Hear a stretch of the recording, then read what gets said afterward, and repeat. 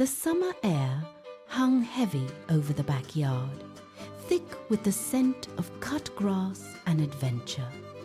Leo, Sam, and Toby stood at the very edge of the world, or at least the edge of the dense bushes that guarded the property line. The old oak tree, a silent witness to 1,000 games, waited for the ritual to begin. Leo pressed his forehead against the rough, grey bark, his voice steady as he began the count. 1, 2, 3. With every number, the boundary between the manicured lawn and the wild unknown blurred. Sam and Toby shared a final, wide-eyed look of excitement before spinning around and vanishing into the tangled emerald greenery. The game was on. Toby led the way, dropping to his stomach and crawling under a low-hanging branch that acted like a wooden gate to another realm. He felt the damp, cool soil press against his knees, a sharp contrast to the warmth of the sun. "Quick, this way," he whispered, his voice barely audible over the rustle of leaves. Sam followed close behind, his breath hitching as they wove through a natural tunnel of woven vines and thick foliage. They weren't just hiding anymore.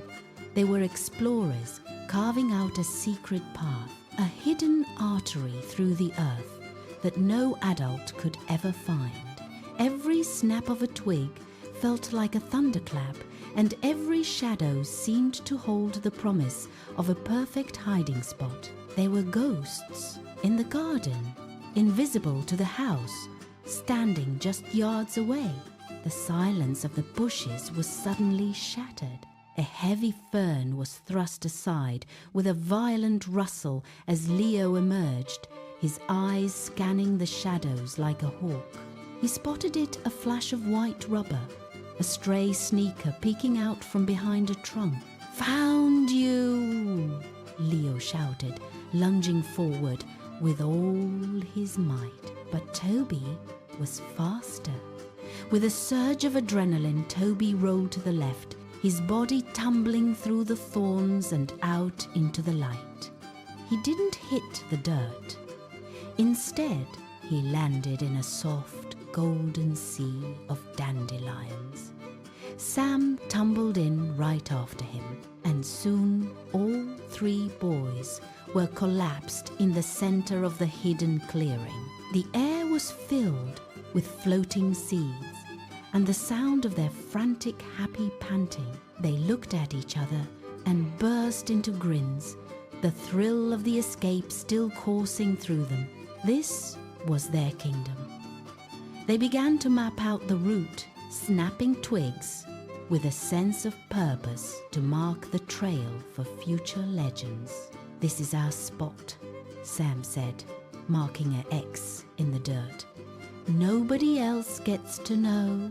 The spell was broken by the sharp creak of the back door's hinges. The domestic world was calling them back. Leo's mother stood on the porch, a silhouette against the house, holding a silver tray piled high with sliced apples. "Boys, snack time!" A voice drifted over the lawn. The secret explorers looked at their dirt-stained hands and leaf-strewn hair. With a final glance at their hidden sanctuary, they scrambled out of the bushes, shedding the mystery of the forest for the hunger of the afternoon. They raced toward the porch, stumbling over their own feet in a chaotic, laughing sprint. They reached the wooden steps together, breathless and cheering as they collapsed onto the porch. The backyard was now bathed in a deep, golden afternoon light. As they shared the crisp fruit, their eyes kept drifting back to the bushes. The secret paths remained hidden behind the leaves, waiting for tomorrow's game.